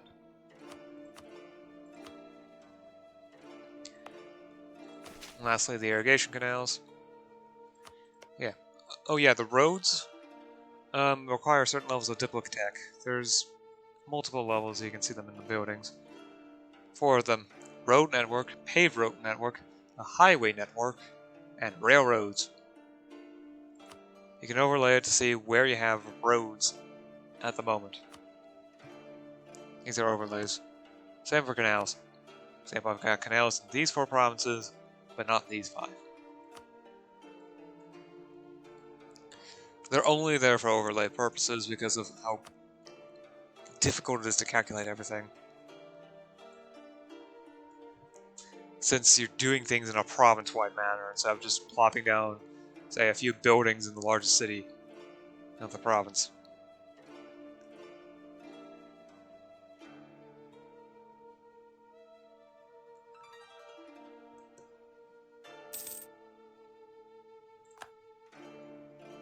Yeah, for plentiful manpower to fire, you have to have over 80% manpower.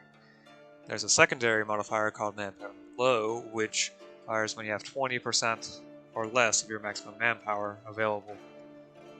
What it does is it gives you plus 20% to manpower recovery speed, which is great because, unlike in base game EU4, there is no 100 minimum amount gained each month.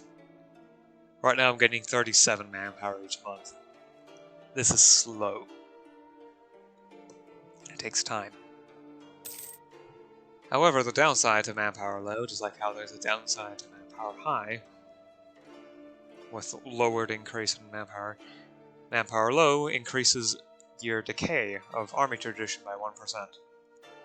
Sailors don't have that sort of thing, but they also, just like in vanilla, well, they're not modified for vanilla since sailors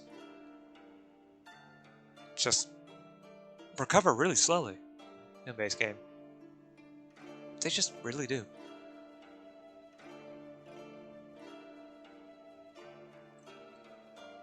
Anyway, it's been about 2 hours. There are things that I have not mentioned of this, but I can get into them later. Yeah.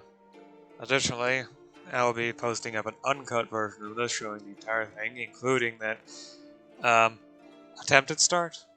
Heck, I'll include it, and then a cut version.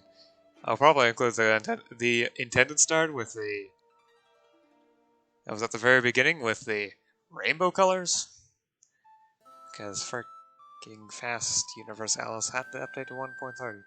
I mean, it makes sense. It's a simple mod and it's designed to be used for everything, but it just helps with this game, which is super slow at all times. For example, I've been playing 2 hours. I'm having trouble bringing up the pause menu. Oh, keyboard. Okay. Anyway. Until next time, whenever that is.